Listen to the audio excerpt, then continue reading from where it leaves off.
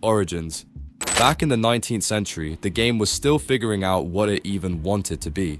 Different towns had different rules. Some versions allowed grabbing, shoving, and basically turning a match into a moving traffic jam of bodies. Then, in 1863, the Football Association was formed in London, and that's when things began tightening up. The rules started becoming official. The game stopped being whatever happens, happens, and started becoming something you could actually organize, repeat, and build into a real competition.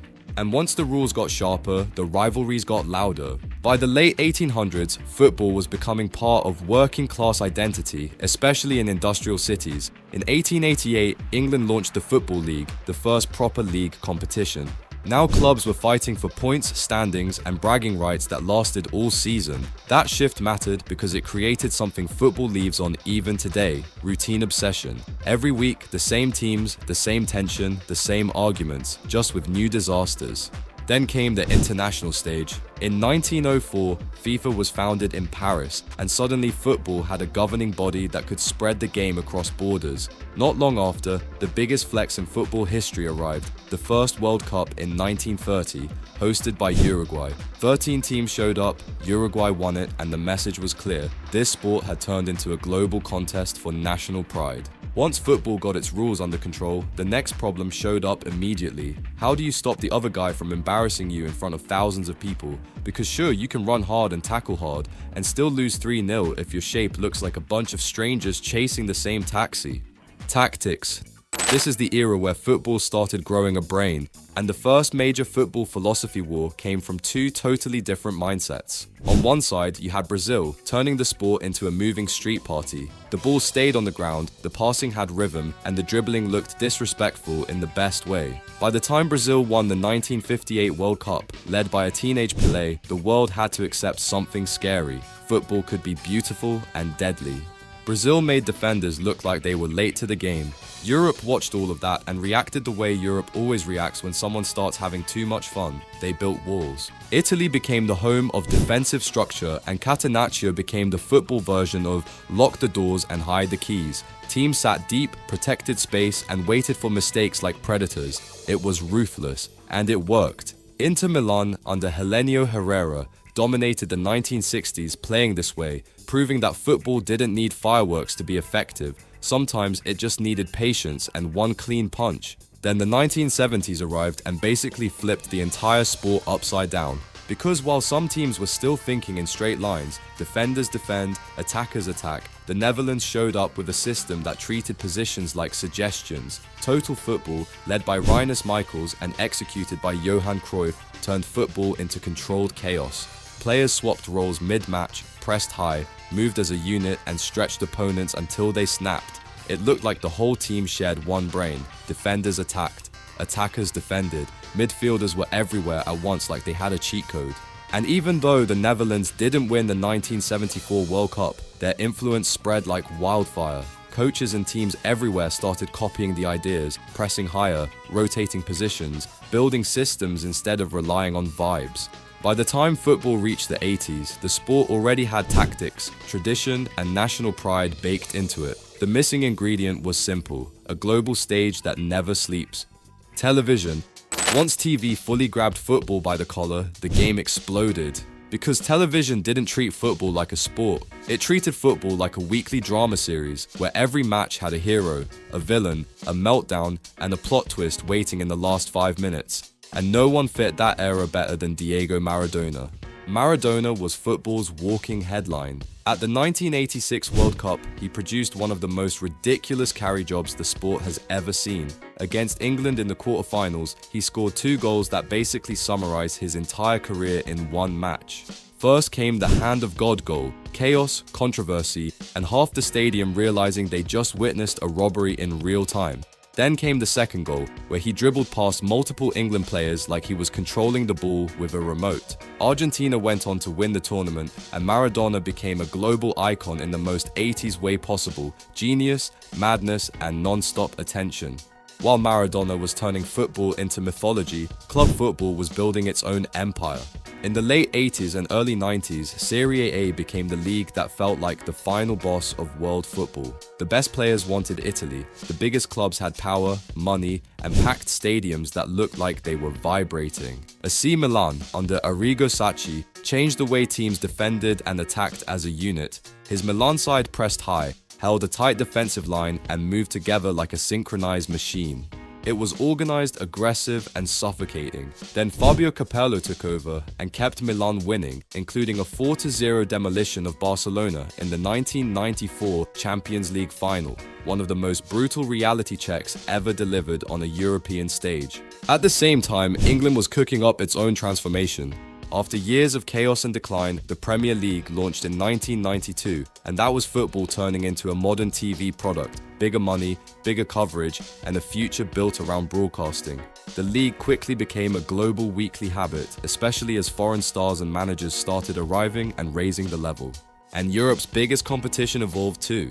The old European Cup had already been legendary, but the UEFA Champions League format began in the early 1990s, and it turned the tournament into a true television monster. More games, more storylines, more chances for drama, and more nights where one mistake could haunt a club for decades. That's the real power of this era. Football stopped living only in stadiums. It started living in living rooms, bars, corner shops, and everywhere a screen existed. Players became celebrities, clubs became brands, matches became episodes, and suddenly, the sport became something the world planned its week around. By the time the 2000s rolled in, football got serious. Superclubs. This is the era where clubs stopped behaving like local institutions and started acting like full-blown machines. Not just, we have good players, more like, we have departments, we have scouting networks, we have sports science, we have a plan for the next 5 years. You could feel the shift in how teams were built. Football was starting to look like a business operation that happened to kick a ball for 90 minutes. And nobody screamed superclub era louder than Real Madrid. In 2000, Florentino Perez became president and launched the Galácticos policy, a strategy built around signing the biggest stars on the planet. First came Luis Figo, a transfer that instantly became political warfare because of his Barcelona connection. Then came Zinedine Zidane, Ronaldo Nazario, and David Beckham. This was Real Madrid turning football into a global billboard. Their stadium became a celebrity runway. Their squad looked like a FIFA Ultimate Team that someone made using unlimited coins. And the scary part? It worked. Real Madrid won the 2002 UEFA Champions League, and Zidane scored that volley against Bayer Leverkusen in the final. One of those goals that still gets replayed like a sacred moment. You can't even describe it without sounding like you're exaggerating. Left foot, perfect contact, top corner, big stage, done. While Madrid were building a Hollywood cast, other clubs were building something even more dangerous: systems. Because the 2000s were about creating teams that ran like they were programmed, training methods got sharper, tactical work got heavier, recovery and conditioning became non-negotiable. Clubs started investing in performance stuff the way they used to invest in strikers. And this is where managers started turning into main characters. Jose Mourinho arrived at Porto and basically wrote a football fairy tale with a villain grin. Porto winning the Champions League in 2004 wasn't supposed to happen. They weren't loaded with superstars, they weren't a brand. They were organized, ruthless, and coached like a military unit. His team played like every match had a plan taped to the dressing room wall. That Porto win also introduced a theme that would define the superclub era. The Champions League had become the ultimate proving ground. Domestic titles mattered, sure, but Europe was where reputations got built and destroyed. One bad night in the knockout rounds and your season suddenly looked like a waste of time. Then Mourinho went to Chelsea and English football felt the shockwave. Chelsea had money behind them and Mourinho gave them identity, compact defending, brutal efficiency, and the confidence to treat every opponent like a problem to solve. They won the Premier League in 2004 to 2005, conceding only 15 goals, which still sounds fake even when you know it's real. That was a message. Football was entering an era where control and structure could dominate entire seasons. Meanwhile, the superclubs kept stacking talent, and the Champions League kept getting bigger, louder, and more unforgiving. Clubs like AC Milan, Barcelona, Manchester United, Bayern Munich and Real Madrid were competing for global relevance. Shirt sales, sponsorships, worldwide fans, pre-season tours, marketing deals, the sport was expanding beyond the pitch, and the biggest clubs were building empires around it. From this point on, the best teams were the most prepared, the most organized, and the most built for a long season where every week demanded perfection. And once the superclub machine was fully running, football was ready for the most famous rivalry it would ever produce. Rivalry. Football has always loved a good argument. Who's the best? Who's overrated? Who got robbed? Which team is finished? The sport survives on debates the same way it survives on goals. Then the late 2000s arrived and football basically said, alright, let's turn the arguing into a full-time job, because this era literally had two planets and the rest of the football world was forced to orbit them. Lionel Messi and Cristiano Ronaldo didn't rise slowly, they climbed like the sport was an elevator and somebody smashed the top floor button. By the time 2008 and 2009 rolled around, it was already getting out of hand. Ronaldo won the Ballon d'Or in 2008 after leading Manchester United to the Premier League and Champions League double. Messi responded by winning the Ballon d'Or in 2009 as Barcelona completed the most iconic clean sweep ever, La Liga, Copa del Rey, and the Champions League under Pep Guardiola. And from there, football entered its most intense obsession era. Every weekend stopped feeling like a normal match day. It felt like a scoreboard update.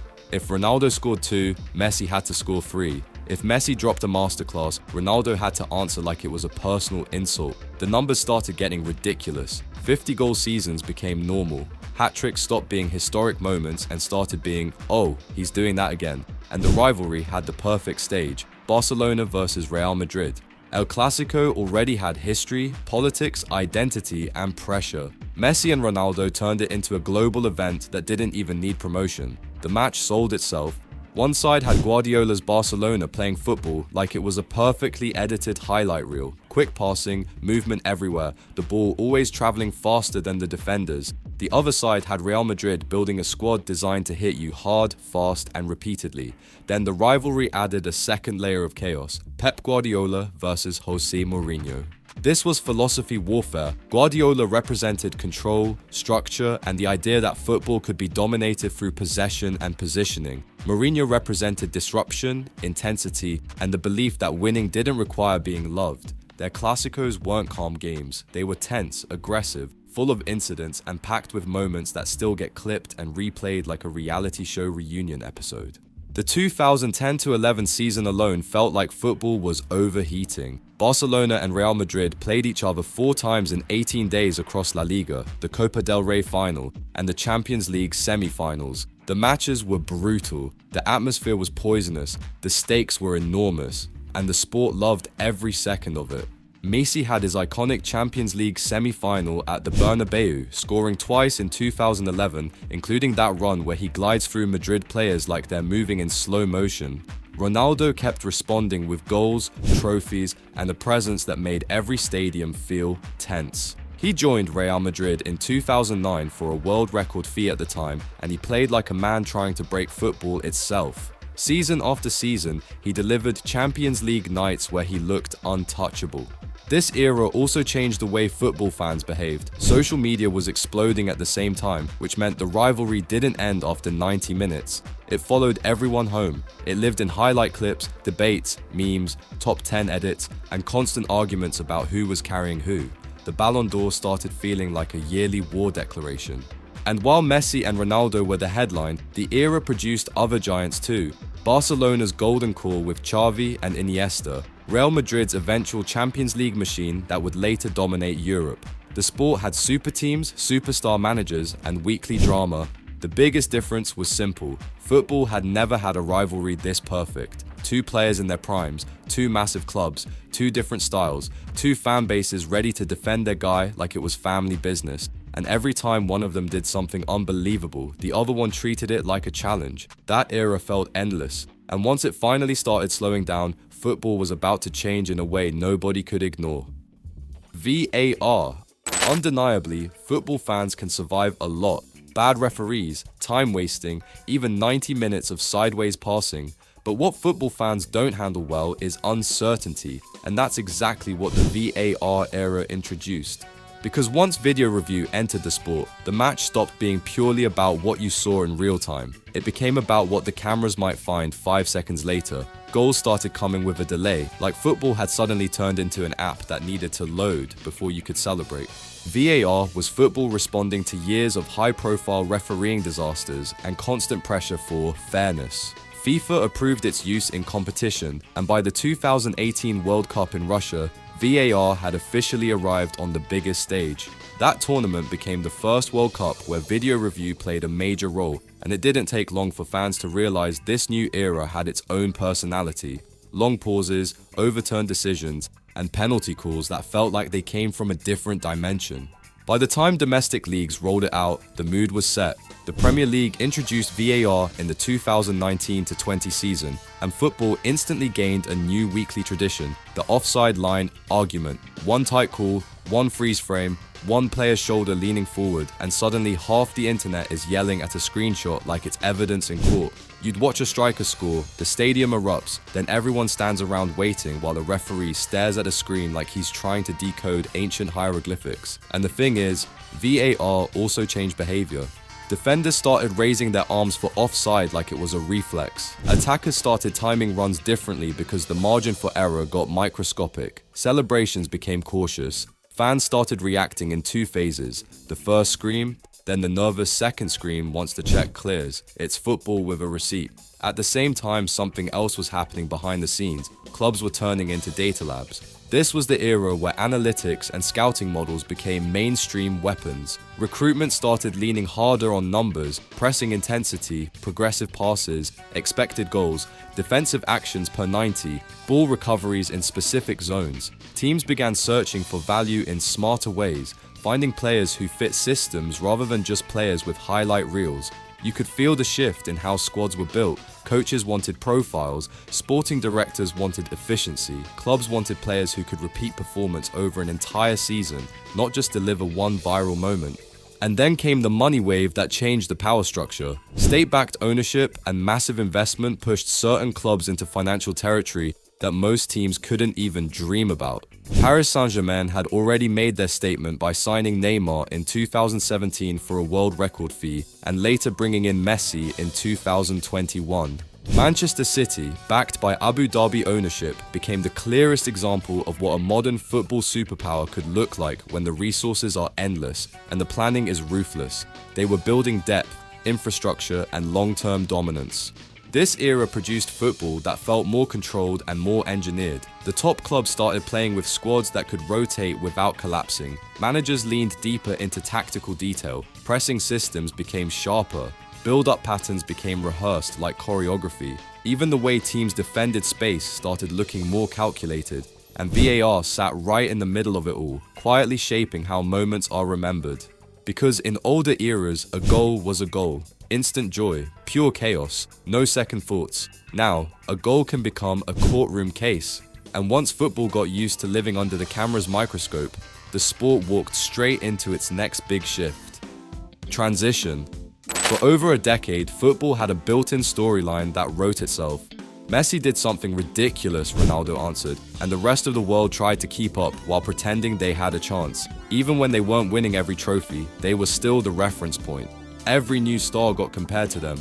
Every big performance got measured against their primes. Every Ballon d'Or conversation somehow turned into a Messi-Ronaldo debate, even when neither of them was in the room. Then time did what time always does. It started moving the spotlight.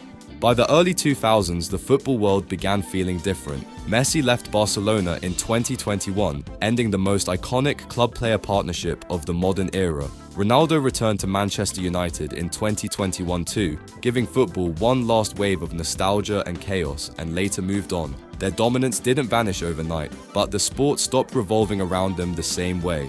The weekly ritual of Messi scored, Ronaldo scored, who's better, slowly faded, and football suddenly felt open again. And that openness created a new kind of energy, because the players coming next were trying to build their own empires with completely different styles. Erling Haaland arrived looking like a striker designed in a lab. His movement is simple, brutal, direct. He doesn't waste touches, he doesn't need 20 dribbles. He shows up, runs behind, finishes, and leaves defenders staring at each other like somebody forgot to read the instructions. In his first season at Manchester City, 2022-23, Haaland broke the Premier League single-season scoring record, finishing with 36 league goals, and he helped City win the treble, Premier League, FA Cup, and Champions League. That Champions League trophy mattered because it completed the project Pep Guardiola and City had been building for years. City weren't chasing history anymore, they were standing inside it. At the same time, you had Kylian Mbappe operating like football's ultimate big game cheat code. He already had a World Cup at 19, and by 2022, he delivered one of the greatest World Cup final performances ever. A hat-trick in the final against Argentina, in a match that felt like it was being written by a screenwriter who wanted maximum stress. France didn't win the trophy, but Mbappe walked out of that tournament looking like a man who could bend football to his will whenever he felt like it. And then there's the new wave of complete modern midfielders, the guys who don't just play one role anymore. Jude Bellingham is the perfect symbol of this era. He can run the game, arrive in the box, win duels, create chances, score goals, and carry the physical load of elite football without looking like he's running out of fuel. His move to Real Madrid in 2023 felt like the club doing what Real Madrid always does, signing the future before everyone else finishes arguing about the present. Vinicius Jr. represents another side of the transition, the era of fearless attackers who play like defenders personally insulted them. He became one of Real Madrid's most decisive players, especially in Champions League nights where the pressure is heavy and the margins are thin. And then there's Lamine Yamal, who feels like football's newest glitch in the system. Because at an age where most players are still getting loaned out for experience, he was already starting games for Barcelona and Spain, playing with the kind of calm that usually takes a decade to earn. He became the youngest player to ever feature for Barcelona's first team in 2023, and he didn't show up looking nervous either. He showed up looking like he belonged. By Euro 2024, he went from exciting talent to full-blown headline, becoming the youngest player to score in European Championship history when he curled in that unreal strike against France in the semi-final. And the scary part is how natural it all looks, the balance, the decision-making, the confidence to take on defenders like he's been doing it for years. And while the new stars were taking over, the tactics kept evolving too. Fullbacks started drifting into midfield, pressing systems got more complex. Coaches built traps, rotations, overloads, and patterns that made matches feel like battles of geometry. Teams were now trying to outthink each other in real time.